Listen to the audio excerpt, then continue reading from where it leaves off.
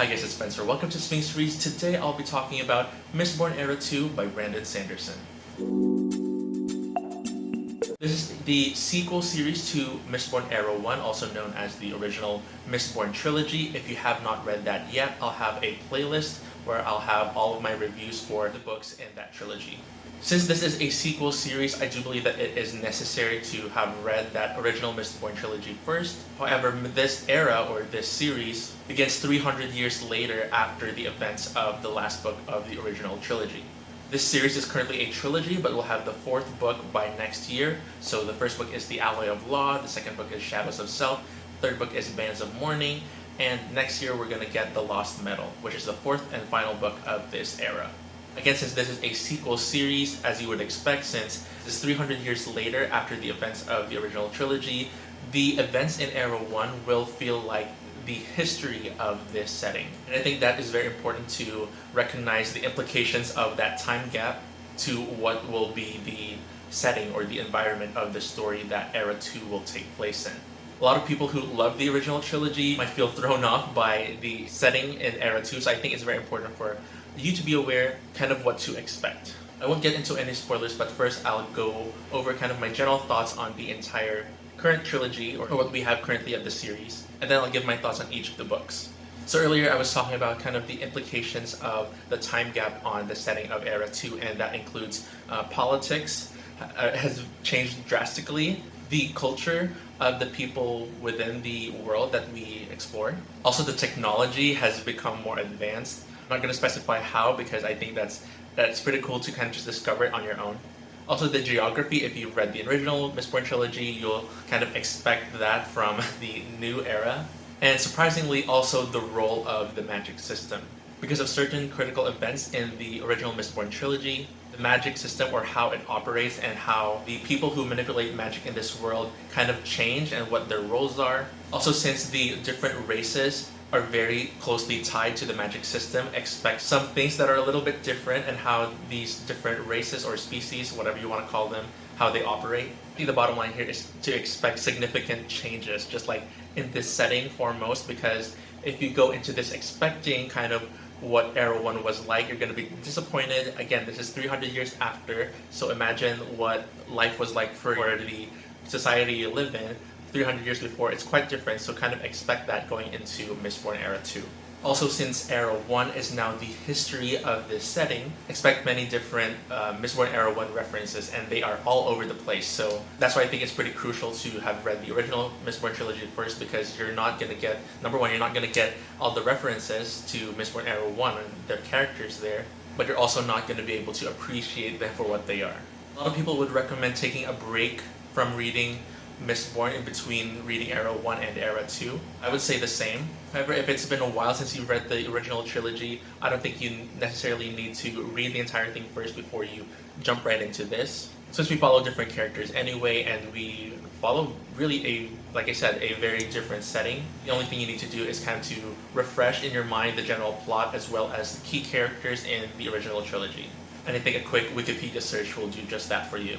Aside from shifting your expectations in terms of like the setting of the world, I think it's very important also to shift your expectations in terms of the tone of this era. It's very tonally different. It's often referred to as the Yeehaw era, or kind of like the cowboy era, because this is fantasy in kind of a Wild West setting. Some people might disagree with this, but I feel like it is a Wild West setting, but there's also some steampunk elements thrown in there. It has a very kind of Indiana Jones feel. The action scenes are very cinematic and dramatic. And I would say it's generally more plot-driven, and I, along with other people, kind of feel that it feels like this was written for the screen. I also think this is a little less dark than Mistborn Era 1, although it still has really dark parts. Like, this is still Mistborn, this is still the world of Scadrial, and you're still going to expect some gruesome things happening. There's also less angst, but also more fun, because there's just a lot of action. Era 2 still has pain, but it's a very different species of pain, if you will, compared to the Mistborn Era 1. That said, don't underestimate the damage that this can cause you. One thing I really like about Era 2 as well is it has a smaller cast, so we get to follow a more concentrated group. And in my opinion, everyone has a more significant role as compared to like the crew in Era 1. Because we had such a giant crew in Era 1, we only get bits and pieces of everyone. We do get some character development for everyone. Compared to Era 2, I feel like each of the characters in our main cast are fleshed out more. Another thing that is pretty characteristic of Era 2 is it has peak Sanderson humor. I think this is where Sanderson really shines in terms of his humor. Like, Sanderson's brand of humor is very distinct in my opinion, and it kind of shows that all throughout his books. But in particular, it's pretty good in this series. I would say it's comparable to everything else that he's written except for The Reckoners, because The Reckoners kind of has its own brand of humor. The humor generally rotates around the awkwardness of different situations as well as banter between characters. Part of the humor is also because of a particular character who's really reckless. He's kind of like the comic relief or comedic relief in the story. My general thoughts on each of the books. For Alloy of Law, I actually rated this pretty low. I rated it at 2.5 stars, but that's with kind of a footnote. I just felt very neutral in general. Like, there were no big surprises for me, and I wasn't disappointed either. I also thought it had little impact on me emotionally. I think a part of it too is because my enjoyment of books usually depends on kind of the emotional impact that it would have on me. And Alloy of Law is just kind of a fun story that we just like kind of go through these different events, and there wasn't really anything that like tugged at my heartstrings or really punched me in the gut. I would say it generally feels like a short story from Arcanum Unbounded, just like a longer novella. Kind of makes sense because this was supposed to be an in-between novella between like Mistborn Era 1 and Mistborn Era 2, which Sanderson planned initially to be Mistborn Era 2 is now going to be pushed back into Mistborn Era 3 because he wanted to continue this side novella, which is now what we know as Mistborn Era 2. I hope that made sense. So I expect to go into Alloy of Law kind of feeling like everything is just being set up or nothing really is happening and that the stakes are really low.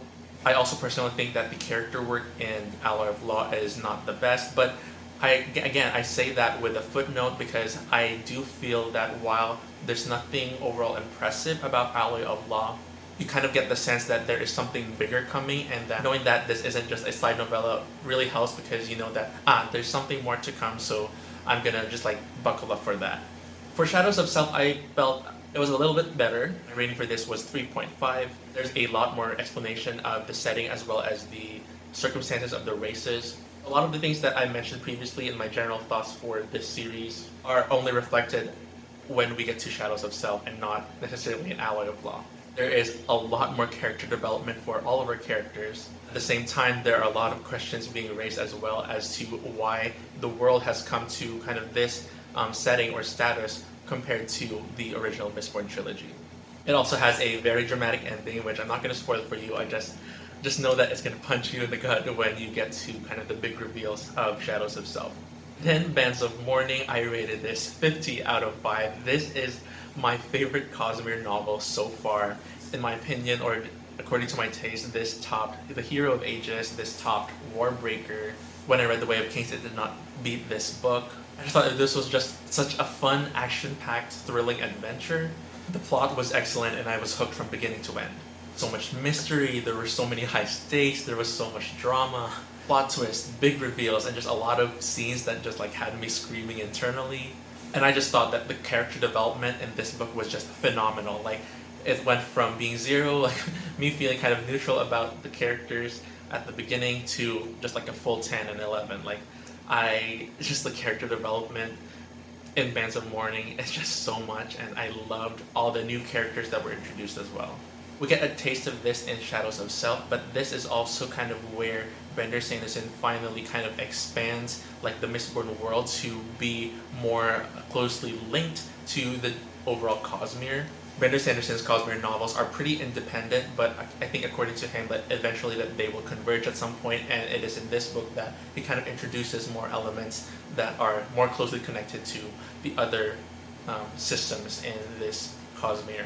And then the fourth book is going to be The Lost Metal, which will come out next year. I'm honestly super excited for that, and I'm glad that I only read Mistborn Era 2 this year because I don't have to wait like a lot of fans have. So I'm really looking forward to kind of exploring more of the world of Mistborn because there's just so much that has been expanded from the beginning to the end. So those are my general non-spoiler thoughts for each of the books as well as the overall series. Let me know in the comments if you read Mistborn, the original trilogy, and you're planning to read the Era 2. Or if you have read Era 2, let me know in the comments what you thought about this series.